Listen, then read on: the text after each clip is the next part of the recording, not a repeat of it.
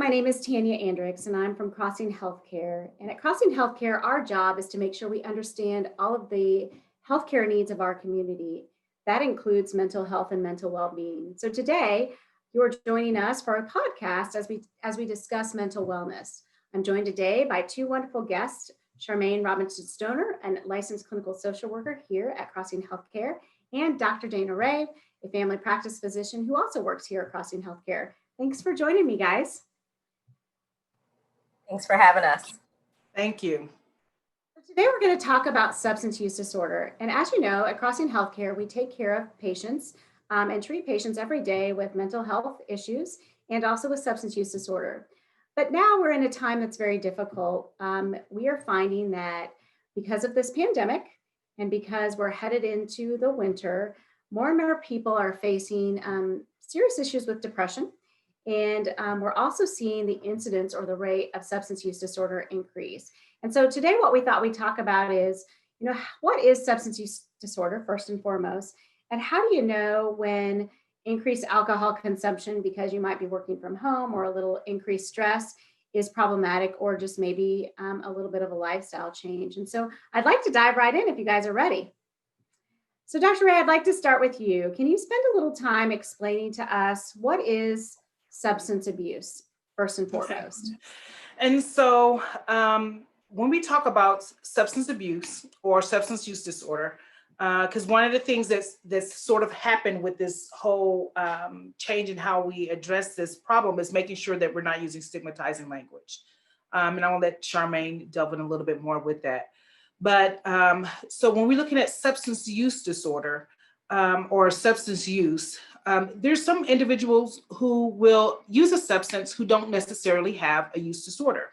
And I know that's sort of hard to believe. So, you look at individuals who occasionally will have an alcoholic beverage. They don't have a substance use disorder. Someone who sometimes just use cocaine or marijuana when they're partying on the weekends, or, sporadic use. Again, not necessarily a substance use disorder. So people can use substances to where it is considered risky,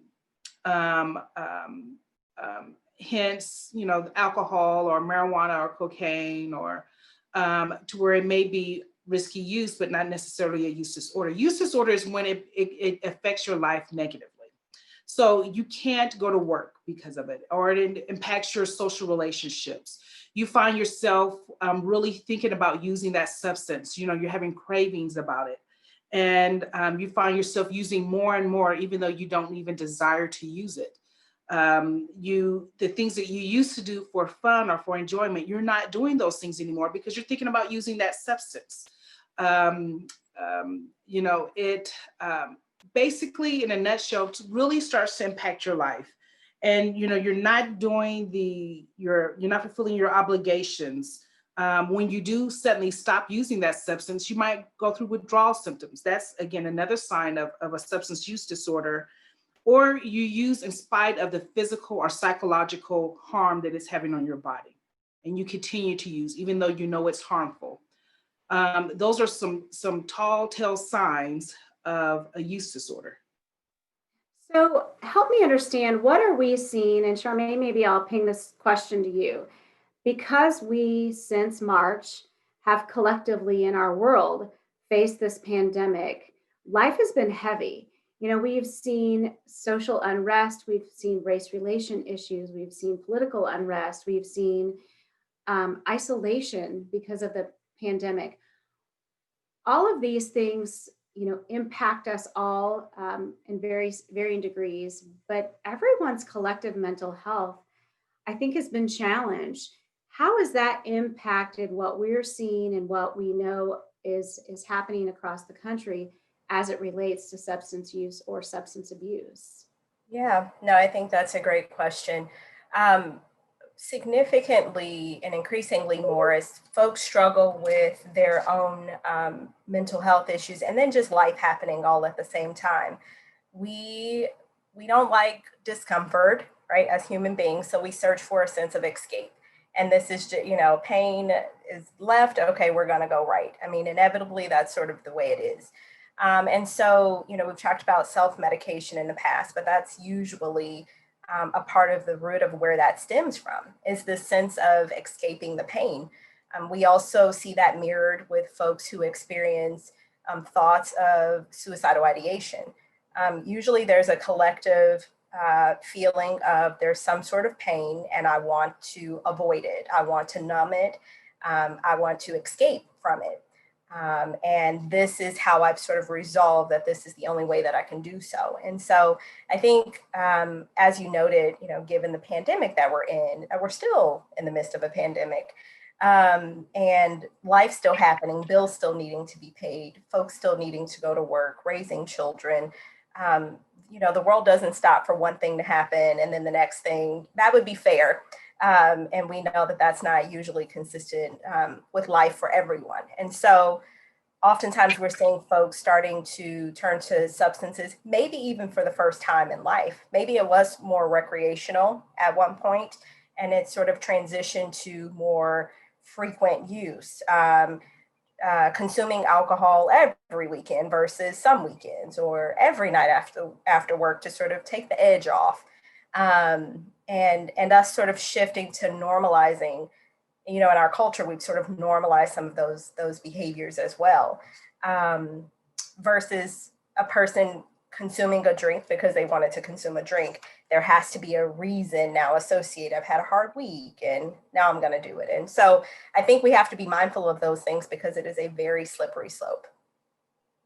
So I, like everyone else, pay attention to social media. And one thing that I've noticed sort of growing in our culture, and you touched on this a little bit, is this mommy wine culture, or this sort of normalization of alcohol as the way to get through life. And I don't recall sort of seeing that 3 or 4 years ago, but increasingly I've seen it more and more. When you're having conversations with patients, and really either of you can kind of weigh in on this, how much do you believe that the culture is playing into the normalization of this on one hand, but do you think it also confuses people about whether or not they have a problem because it seems so almost funny? It's elevated as a funny thing in culture. Can you guys, you know, maybe both weigh in on what you're seeing as it relates to culture, and particularly in this case with women and alcohol consumption? You know, so when you're talking about normalization of the alcohol, I think immediately of those advertisings for the wine glasses. You see wine glasses that can fit a whole bottle of wine in it. You know, they're wine glasses that have these beautiful designs on it and wonderful sayings, and so it helps to almost make it more normal because, you know, it's the in thing. Everyone's doing it. You know, you come home from the end of the day and it's normal to have a glass of wine. And what we tend to do is say, well, I'm not as bad as X, Y, and Z. Trying to justify and make us feel better about our drinking or about our use. When you see the TV shows and it's surrounding about drinking, you know, how do you unwind at the end of your work week? You go out to you know, to drink the what is that called? But not the first watch, but it's anyway. So it just shows I'm old and I'm not as hip as I used to be. But anyway, happy hour. There we go. Yes. Happy hour. I can't believe I'm thinking of this word. But that is what we normalize. And so if you're not one of those people participating in those activities, then all of a sudden it feels like there's something wrong with you. And when you talk about the mommy wine culture, again, you're creating this scenario of normalcy of something that can be harmful. And so really what we need to do is evaluate, as Charmaine sort of talked about, why are we doing this? Are we doing this to try to cope? You know, because things are difficult right now? Or are we doing this because I truly am unwinding and we just keep it at one drink? If you can keep it at one drink, that's good. That's awesome, especially if, but when we talk about what a normal drink is, then we have to talk about it, because it's not about that full glass of wine, as far as those glasses that can fit a whole bottle of wine. It's 5 ounces. 5 ounces is not very much. Or if it's a beer, it's 12 ounces of beer. That's a normal standard size of an alcoholic beverage, or 1.5 ounces of distilled spirits. So that's it, whiskey, the vodka, the rum. And so when you're talking about what a normal glass is, we drink more than what's considered normal. And when you're looking at those alcoholic beverages, again, it's how much you're drinking and how frequently. So it's that 5 ounces of wine. You're talking about no more than 3 in one setting or in one day. And you're talking about no more than 7 alcoholic beverages in a week. Anything beyond that is then considered risky drinking. I can't say you necessarily have an alcohol use disorder, because again, that goes back to all those questions I talked about earlier that you really need to ask. But then you get into that category of risky drinking. One of the things that I've even noticed, because we're all living our lives through Zoom now, is there's even Zoom happy hours where people are getting together and having drinks over Zoom in their own living rooms. And, again, I don't think that that's necessarily always all wrong or all bad. I think it makes it hard for people to make that discernment of, okay, when have I gone over here, and when and now it's become a problem because, again, I'm using it to cope. Charmaine, what might good questions be for us to either ask ourselves, or what might be good questions for someone who, say, has a friend or a family member that they're concerned about, to try to make the differentiation between what's considered, quote, normal alcohol consumption and problematic drinking, which, again, I want to walk a fine line, because like you say, Dr. Ray, it's not necessarily us trying to diagnose substance use disorder as much as what's problematic. Really, I think that is what's important to understand now, as this pandemic has creeped into 2021, and we're going to be pushing a year of this kind of thing. And I think that, all of us are getting tired. So what are questions that we can ask ourselves or ask friends and significant others to help us discern, okay, what's normal and what's problematic? Sure. Yeah. Well, I think a part of it is, I think we sort of examine the root of why we do anything that we do, right? It's like studying human behavior, starting with ourselves. What am I seeking in this moment?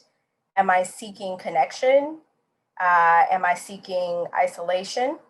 Am I seeking escape? Because I just need to escape beyond these walls right now, and plane tickets just won't do it. What is it that I'm seeking in this moment? I think, and if we honestly ask ourselves those questions and answer them truthfully, they may guide our choices, or they might steer us, in a different direction. I think it's important to note that, the mommy wine culture, really, we're saying AKA functioning alcoholism, right? We're saying that, we'll get the kids off and, have a cup, and there's all of these cute little sayings on the cups and the tumblers, and pump and dump. This is just a pump and dump week or month, maybe potentially. I think in an effort to destigmatize or maybe make light, we kind of normalize functioning alcoholism in a way. And I think, as Dr. Ray noted, and you noted, Tanya, there's a fine line. And so it's certainly not for folks to go out and diagnose themselves, but I think it's important for us to step back, as in any situation, and sort of reevaluate our choices. And then if I feel confident in that choice without rationalizing my behaviors, then I choose to make that choice. I'm making a conscious, mindful, decision.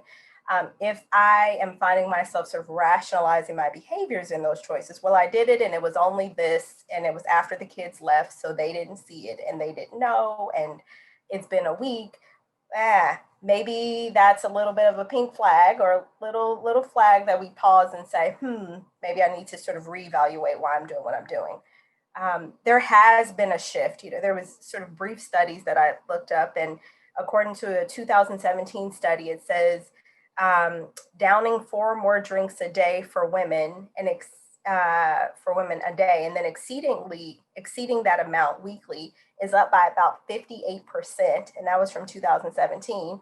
So they looked between 2001 and 2002, and then 2012 and 2013.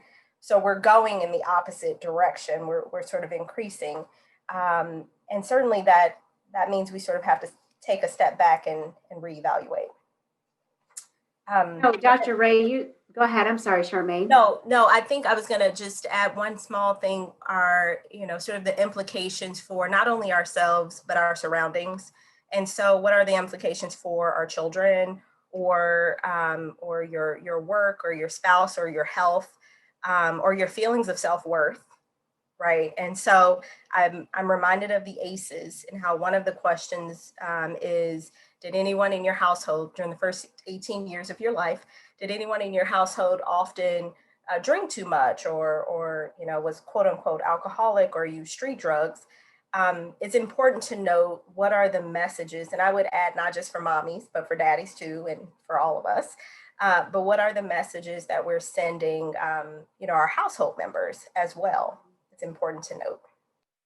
That's important. And Dr. Ray, I just, you and I have had conversations, and you sent an article about how alcohol sales has been skyrocketing through this pandemic. Do you want to touch a little bit on that, or what you've seen? Yeah, and so it was done by the Associated Press, and basically the percentage of grocery bills, alcohol sales, and the percentage of grocery bills increased by 689%. And when you look at in the month of May, this is 2020, that the alcohol sales went skyrocketed over 1,000%. 1,000% in May were the alcohol sales, compared to the previous year, I should state. And so when you look at, again, what people are doing during this pandemic, they're coping with this isolation, they're coping with uncertainty and this anxiety by drinking. And even when I look at some of the individuals that we have admitted to our residential detox services, a great deal of those have been individuals with alcohol use disorder. And so I really want people to pause and think, this pandemic has truly been life altering, but we can alter our lives in the right direction instead of in the wrong direction. And some people have utilized poor coping skills, or I'm not even want to say poor coping skills. I'm just going to say that we have dealt with some of the stresses in an unhealthy manner. We haven't picked the best manner to deal with the stresses. And I will admit, for me, it has been a lot of mindless moments that I have done. And so usually I'm a lot more productive during my time period, but I just felt like I needed to disconnect. And that disconnect for me was just having some moments where I just vegged out. For other people, they're using drinking, they're using cocaine, they're using marijuana, things that can end up having lifelong effects on yourself as well as on your children and other family members, as Charmaine just mentioned. And so, again, echoing what Charmaine stated, I want you to look at your why. Why are you doing this? And try to find a different way to deal with what's going on in your life. So just to sort of recap, I think a good thing to do is to look at your why.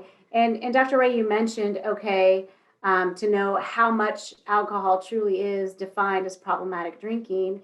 And it's a 5-ounce glass of wine, a 12-ounce beer, more than 3 in one sitting, no more than 7 for women in a week is, and that's not that much, especially Right. when you look at alcohol sales right now. But what I also think is a real practical thing that can be helpful is to just keep a log over time. Take a week or 2 or take a month and just write it down without judgment. Just write down what you're doing and keep a log, because I think that what I've talked to a lot of different folks and read some articles around this mommy wine culture. And that's when women realized there was an issue.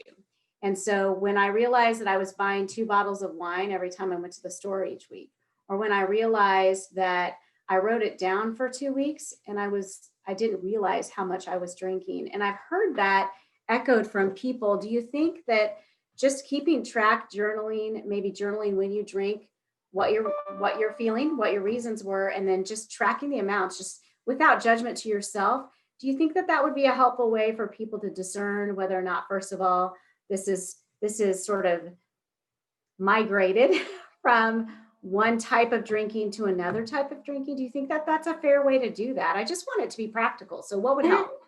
That is extremely fair. Again, because then I'm not allowing somebody else to necessarily judge my actions. I'm doing the judgment, and I'm looking at it before it becomes an issue. And and so I think that's extremely fair. If you really wanted to make sure that you're keeping yourself in a safe space, then I would even measure it out. I mean, making sure, because believe me, I was surprised at how little 5 ounces of wine truly is. And I do drink some wine. I'm going to, be transparent, because I don't think there is an issue with it. The issue is how much you're drinking. Because, for some people, this is my time to be an adult. This is my time to feel normal outside of caring for kids and caring for my husband and all the other obligations that I have. And so this is what I want to do in my time. So measure out how much you're drinking. Make sure that you're not drinking too much. If you need to cut it down, cut it with something so that you're not consuming more than what you should. And if you're seeing that it's becoming an issue to where you can't cut back, then that's when you need to seek help. If you cut back and you're starting to feel sick, you're starting to feel a little shaky, you're feeling anxious or sweaty, you're having muscle aches, and that's a sign that you've been drinking a little too much too long, and that now you're going into withdrawals. And so it's not just that you're sick because I caught a little bug. It might be that you're sick because you've had too much to drink and all of a sudden you've decided to stop. Right. That's when you need to seek help, because in that instance, you might not be able to stop on your own. So I think that one thing, and I do want to spend time, and I'm glad you touched on this. So when do you need to seek help? One thing I want to talk about before we get to that place is we talked a lot about how to sort of self-evaluate. And this is a real personal, I think, thing. But honestly, we're all, our bubbles have narrowed. That's new terminology, is narrow your bubble. We've got this new pandemic language, right? And so we've narrowed our bubble. And so now our very close friends and family are in our bubble. And, if you're just joining us, we're talking about mental wellness. And today we're talking about substance use disorder. Last week, we had Mary Garrison on, who's a licensed clinical social worker. We talked about depression. And one of the things that we talked about in that conversation was, how do you have a conversation with a close friend or a family member who you think might be depressed? And we all decided, and in our conversations, we decided that you should still have that conversation, even if it's a difficult conversation, because chances are that other person who you believe might be depressed probably wants you to voice your care and concern. When it comes to substance use, I feel like this might be a more touchy conversation. Do you still believe, Charmaine and Dr. Ray, that if you have a concern about a close friend or family member, that you should raise it? First of all, do you believe that it should be raised? And Charmaine, I'm gonna let you tackle this one. And then if you wanna share with me, how do you go about that? How do you give us some words? What's some practical way to raise this with a friend and family member if you have concerns about, we'll just say, too much alcohol consumption that might be new for the pandemic? Yes. Yeah, I think that's a fantastic question. That's the touchy subject, right? But also the elephant in the room. So it's what likely if one family member or friend has a concern, multiple family members or friends share a similar concern. I think we've talked about the don't ask, don't tell policy doesn't work. So we're not going to do that. We know that doesn't work related to trauma. It rarely works. It doesn't work, period. The other thing is we know that large interventions, they're not necessarily proven to be effective either, right? Oftentimes the person is feeling attacked, they're feeling defensive, hearing less of what you're saying and more about protecting themselves. Likely they're in that fight or flight or freeze response moment or mechanism. So I think being mindful to be as gentle but as direct as possible is an art. It is a skill. It probably will not be a one conversation, one and done. It will probably be something that we revisit multiple times. So I think using language that is related to you, so I feel, is really important. It's kind of going back to the basics, right? When we say things like, you need to do this and you need to do that, automatically that sort of prompts a person to feel like, well, maybe you need to do that. And so I think, pausing to say, it seems like there's been a lot going on lately. And I'm not, please correct me if I'm wrong. I think it's really important to create the space to be wrong, right? Because we could be wrong. We could have gotten it all wrong. Maybe it wasn't alcohol at all. Maybe it was something else. Create the space to be wrong and mean it and be genuine about it. But it seems like there's been a lot going on, and I'm kind of concerned right now about, if you're feeling more isolated right now. Can you talk to me about that? Can I help you with that? Are you struggling with something?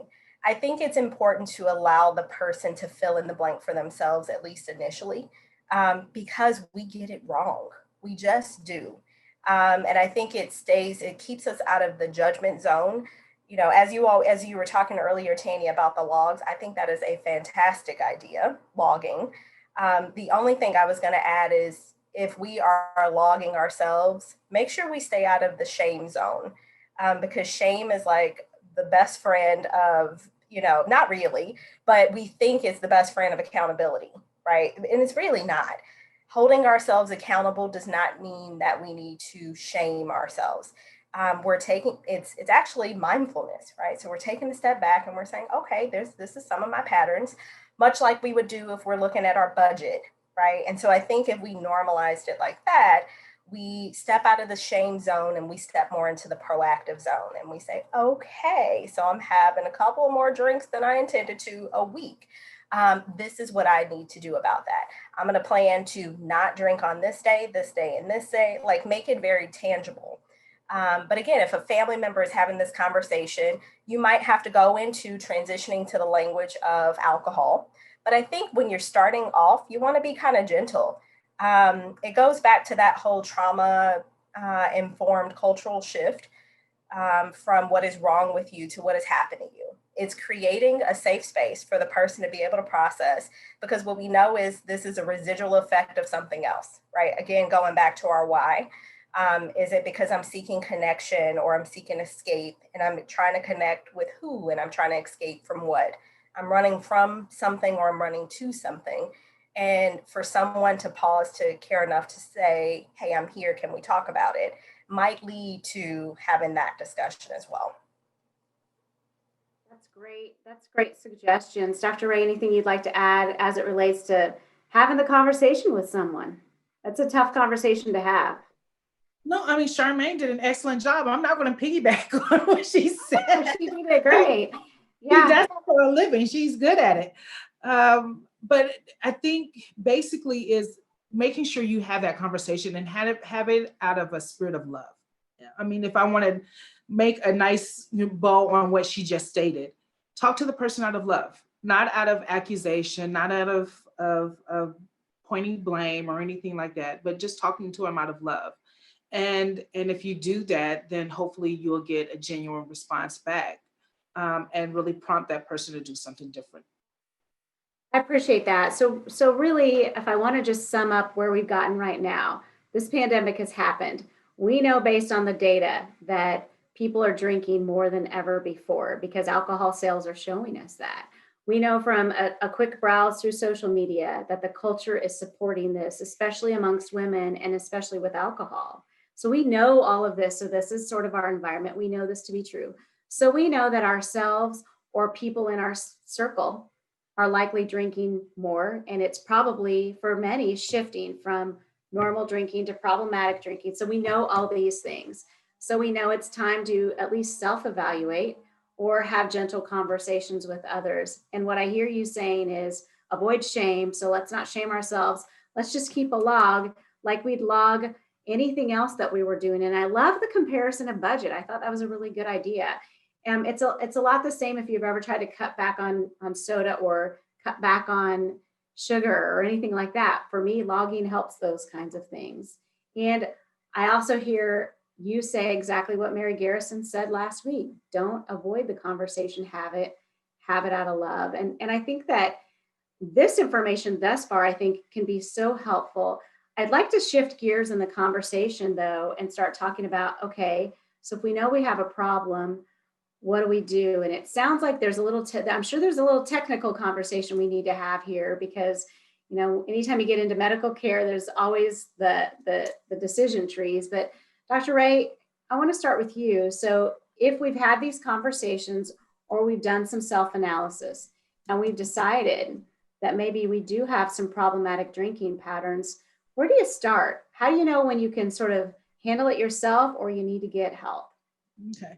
So let me first start off by what are we looking at? What type of criteria or what questions do we ask? Again, so are you using or drinking larger amounts or for longer periods of time than what you attended? Have you tried to cut down or quit and been unsuccessful at it? Excessive time spent using that drug or trying to obtain it. You have an intense desire or urge or craving for that substance. You're not meeting any major obligations because you're going to that substance or you're under the effect of that substance. And so you can't make your obligations. Continued use despite problems with on your job or with interactions with other people, causing problems with your family. You're not participating in activities or hobbies because of your substance use. Recurrent use in physically hazardous situations. So you're drinking and driving, or you're drinking and operating a heavy equipment. Recurrent use despite physical or psychological issues because of it. You're seeing that you're having more issues with tolerance and withdrawal when you stop it. So all those things that I just mentioned off are keys to identifying whether or not you have a substance use disorder. Now, depending on how many of those you've answered in the affirmative depends on how severe your use is. And so we actually do a gradient when people come to our office. It's mild, moderate, or severe. And depending on how many of those questions are answered affirmative depends on if you are diagnosed with mild, moderate, or severe alcohol or opioid or cocaine use disorder. And so that's the first thing that we do is actually ask those questions. Because it sounds weird, but there's some people who actually, they drink and they may binge drink sometimes, but they don't actually have an alcohol use disorder. It's what we call risky drinking. And our goal as clinicians, when you present to our office, is to make sure that if we do diagnose you with risky drinking, that we help you move back down that gradient so that you don't end up with the use disorder. And so that comes by seeing a counselor and by certain medications that can be prescribed to help with cravings and withdrawals. But one of the biggest things is, again, and I can't emphasize this enough, is actually meeting with and talking with a therapist, because they help you identify that why, because that why is not always just it's not always noticeable. It's always, some people end up doing things that they don't know why they do it. And so they need to work through all those different layers to figure out of it and then reframe their thinking so that they don't go back to that substance to fix the underlying issue. And I know Charmaine can really delve into it a whole lot better than what I just did. But that's sort of the beginning points of identifying the problem and then trying to rectify it.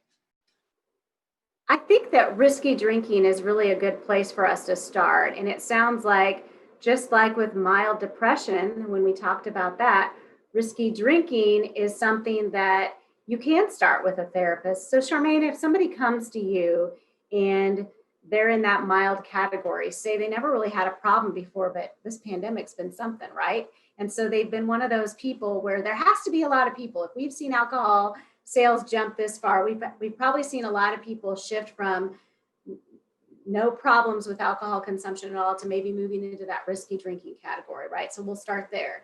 If they were to come to you, what questions would you ask, or how would you prompt the conversation to help them figure out their why? Where would you start with that? Yeah, no, I think that's a great question. And I love that we're calling it the why, because we all have a why for everything, really. So a part of it is, I think, is stepping back to really understand a person's perspective of where they are in life right now. We're very intentional about not imposing our own thought process on them. So saying, okay, so we're here to do this. We pause and we say, so talk to me about what brings you in today. Because it might, and sometimes what we're also saying is, what do you think brings you in, right? Like, where are we today? Because we're going to meet our patients where they are. But we also know that doing the work means rolling up our sleeves and peeling back the layers of the onion and getting to the core. That conversation may lead to, stress regarding work, right? And then we kind of discuss that. And when did the stress start? Well, they've started the job 6 months ago, but the stress has started 6 years ago. Oh, okay. So then we want to deal with that. It's important. We're sort of almost working backwards with our patients, and it's a delight because, and it's pretty fascinating for certain therapists because we are just understanding them better as a person, and we're helping them, but we're really also understanding ourselves. What has contributed to me being in this place that I am in today? I will tell you that a lot of times things stem back to our childhood. It just does, right? It's not to be the stereotypical therapist, but that's just what happens during our formative years when our brains were forming and we were learning from our caregivers how to be whoever we were intended to be. Lots of things stem back there. Were they present or were they not? I will say, because this leads to the ACEs as well, when we took surveys of our patients the very first time back in 2017 that we administered the Adverse Childhood Experiences questionnaire. Many people who scored high said to us, I didn't even realize that growing up seeing my parents fight too much or drink too much. I'm sorry, I didn't make the connection that impacted my marriage or even my parenting. And then we had some folks say, but even if it did, I wouldn't have used that as an excuse. So we're like, all right, let's step back, and we have to understand the difference between accountability and blame. And then they're like, oh, okay. So that leads to a whole different conversation. But I think we start with our patients in terms of where they are, and then we let them tell their stories. As they're sharing their stories with us, questions might come up, and they will come up. And the goal is to, yes, understand the why, but the goal is to also figure out, how does that impact my now, and what does it look like for my future, right? So the core doesn't have to completely navigate my entire life. But yeah, that's a part of what we do. And usually patients are thrilled and eager at some point, maybe not in the beginning, but at some point, to really go on this self-discovery journey, because maybe they're like, I never made this connection before, or no one ever asked, or I never felt safe or comfortable enough to share. So yes. So it sounds like, really, in that situation, the therapist is really going to just have basic conversations and try to get at, working backwards, what's fueling the anxiety or the discomfort or the feelings that we're trying to either mask or escape. It doesn't sound scary to me at all. I know a lot of people get frightened when it comes to those conversations. I think we've done a good job of destigmatizing mental illness and mental health issues. I think that there is a lot of people who are still very afraid to go see a counselor or a therapist. As no one's going to hold up ink blots. I say that every time. We're past that, and it's really just conversational.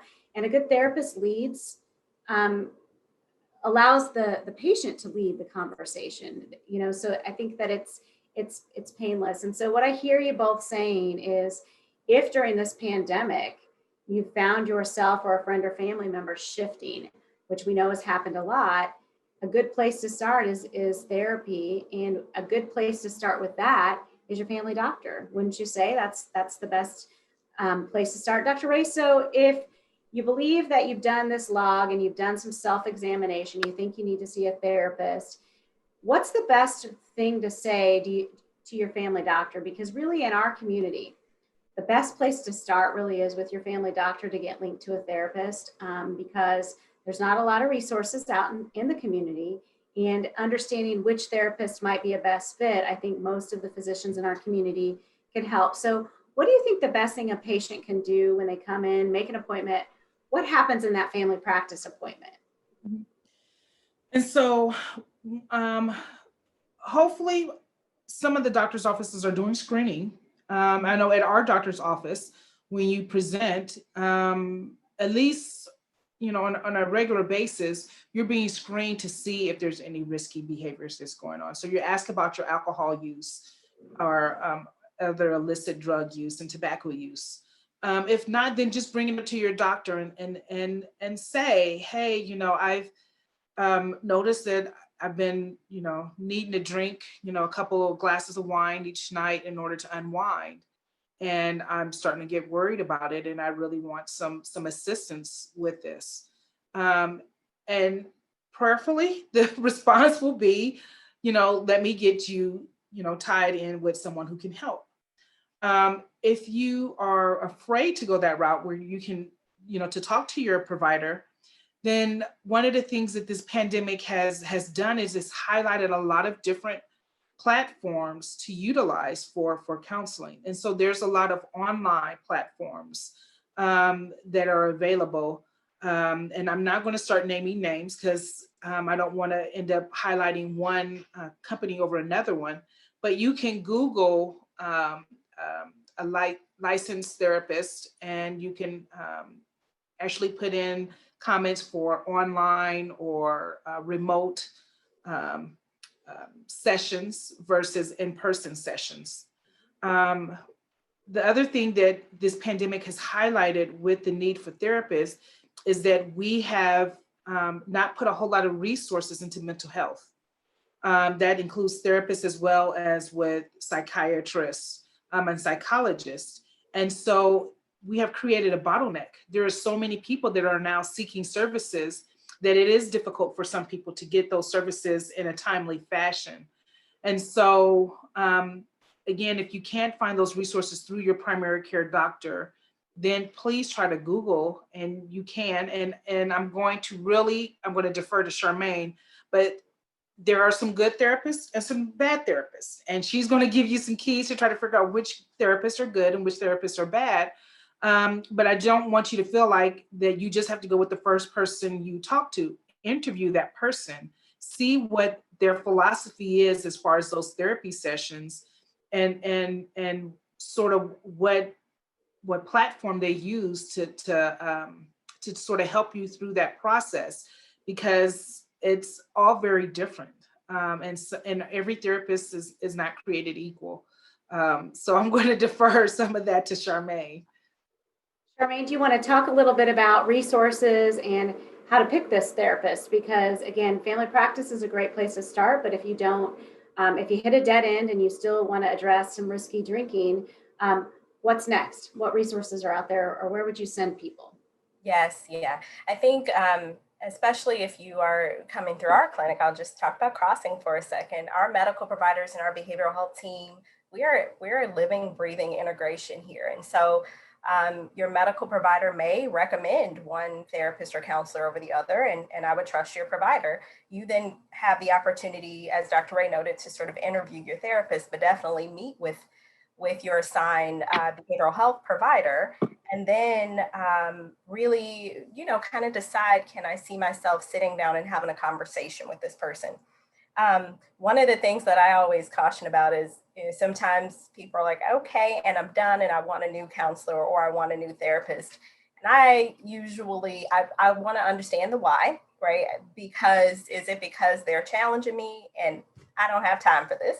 Or is it because, maybe it's not the best fit? I think that's important as well. Therapy sometimes, maybe even frequently, is an uncomfortable process. And I think we get comfortable with the discomfort. We decide that change is a challenge and maybe uncomfortable, but also so is growth.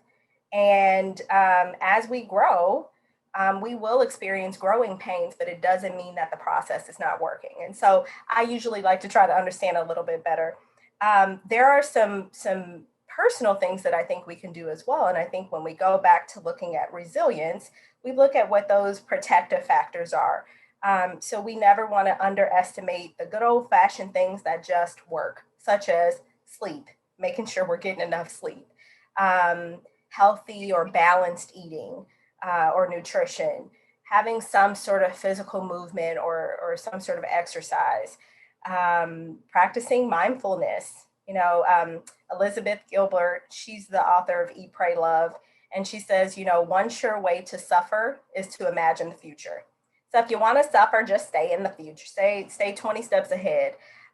Or we could practice mindfulness and try to be in this moment. But then the absolute number one protective factor is healthy attachments. And I think it goes back to the why. Typically folks are seeking something, and not just related to alcohol use disorders, but finding a mate or, shopping, or, there's a number of reasons why we do certain things. And sometimes it's because we're seeking some sort of connection.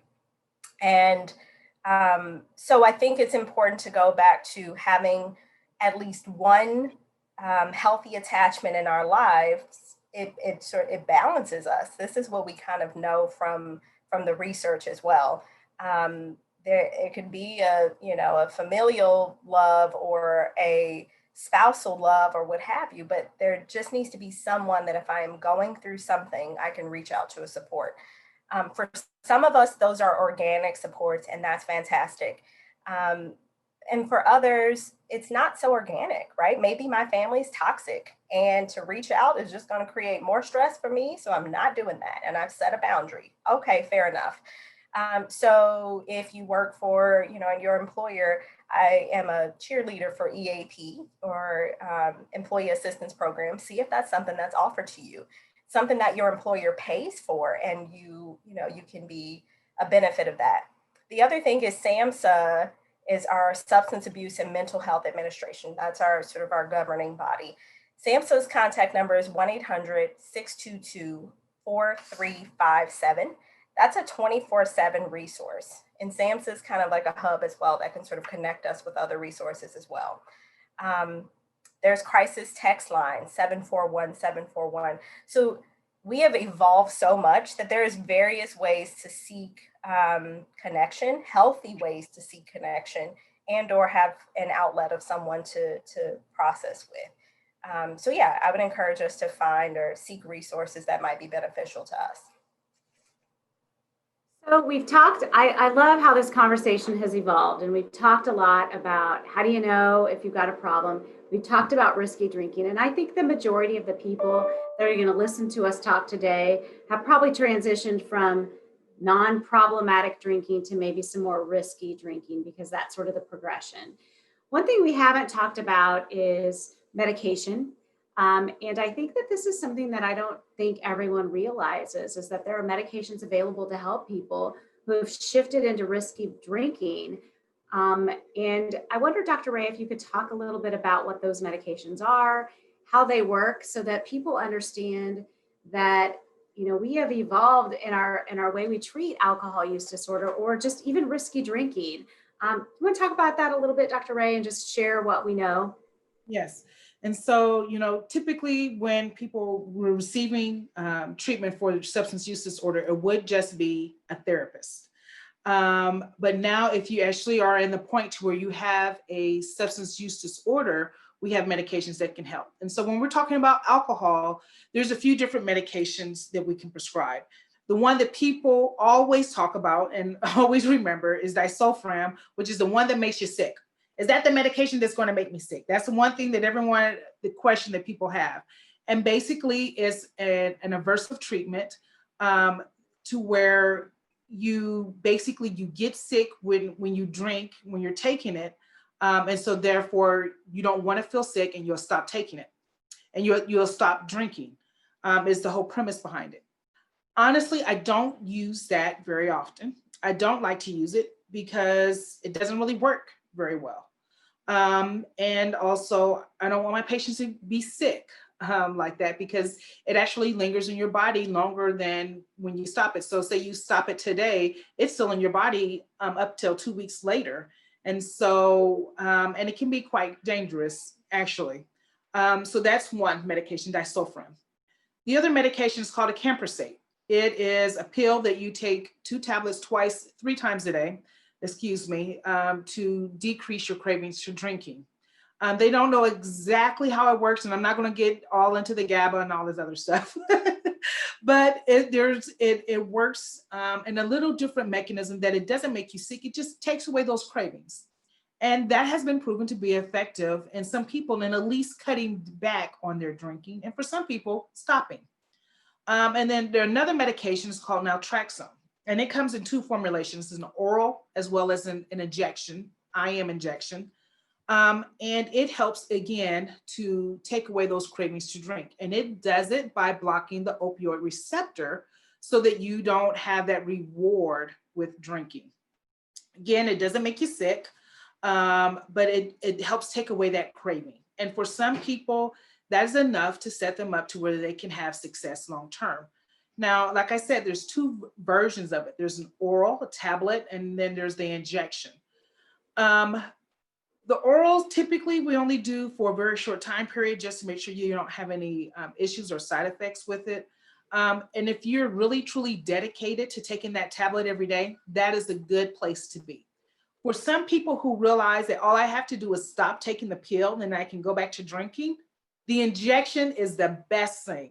And that's honestly the one that I really, especially people who have long-term alcohol use disorder, I really try to encourage them to get on that and to be on it for at least 6 months to a year, because that can give you a long period of sobriety where you can end up having some long-term success. And again, when we do these medications, we try to couple it with therapy, because the medications, especially for Vivitrol, you're not necessarily going to be on it for the rest of your life. And so I want you to learn skills so that once you're done with that medication, you can go back to living life without having a substance in order to help you cope through life. So. Dr. Ray, I love that you ended this conversation about medications with exactly what you just said. The whole point of this is to live your life well and to be well. And this pandemic has challenged us as a world and as individuals, and mental wellness has become so top of mind because so many people have struggled. And really the point of this whole conversation is to first normalize the struggle. So many of us in our world are facing increased challenges as it relates to substances. What we know is alcohol is probably the most frequently abused substance in our culture and in our society, certainly in the United States and certainly among women. And so we know it's out there.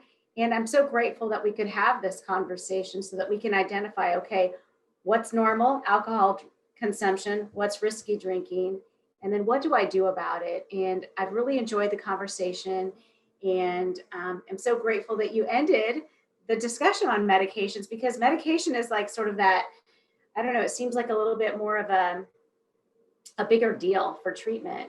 But the point of the medication is to get you back to a place where you can, without the medication, live a healthy, well-balanced life, and to have mental wellness and to not feel a dependence on a substance. And that's a scary feeling. That's that feeling, the very feelings of loss of control or anxiety that oftentimes prompt substance use is what substance use brings into your life, and that's that negative cycle that we all try to avoid. And that's where therapy and then sometimes medication can help. So it's really been informative. As we end the conversation, Is there anything else that you'd like to share for folks that are listening who are trying to decide, okay, first of all, that's the discernment is first and foremost. Do I have a problem? And then second, now what do I do about it? Anything you'd like to share before we close out our mental wellness conversation today? Yeah. One of the things I really want to highlight is number one, to realize that just because you're in this situation today doesn't mean you always have to be in this situation. You know, there is another day, there's another tomorrow. Every single day you have a new opportunity to make the change that you desire. The other thing that I really want to highlight, because I know there may be some other clinicians who are listening, some of these medications and the different treatment options we talked about can be prescribed through a regular family doctor's office. It doesn't have to come through a substance abuse clinic. And so I'm encouraging other clinicians who are listening to really educate yourself on what you can do to manage your own patients and to give them the best care that they need.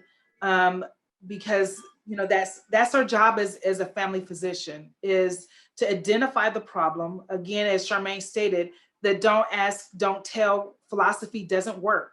And so ask your patients if they're having problems, and then tell them about some solutions that can that end up helping them, and be part of the solution by educating yourself on the use of acamprosate and naltrexone. Vivitrol can be ordered through a regular family doctor's office.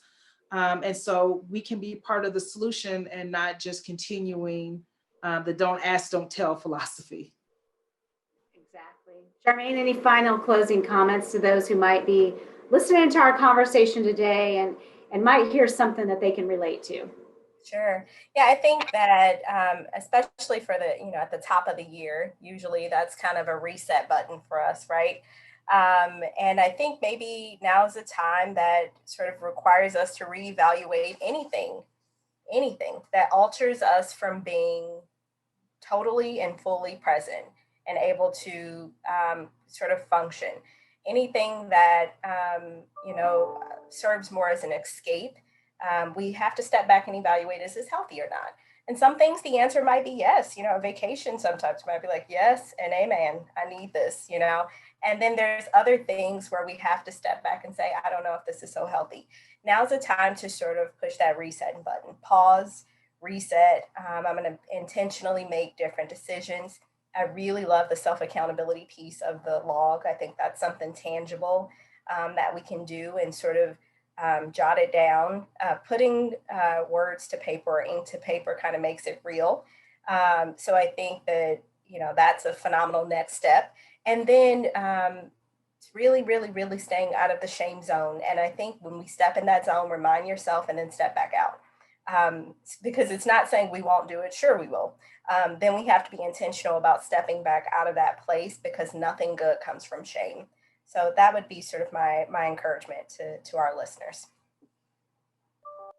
Thank you so much, Dr. Ray and Charmaine, for joining me today. We've had a wonderful conversation about mental wellness. And if you're listening to this today, please take a look at NowDecatur.com, because that's where you can find the resources that we've discussed throughout this conversation, those websites, those text to talk, all that information will be available on NowDecatur.com. And be well.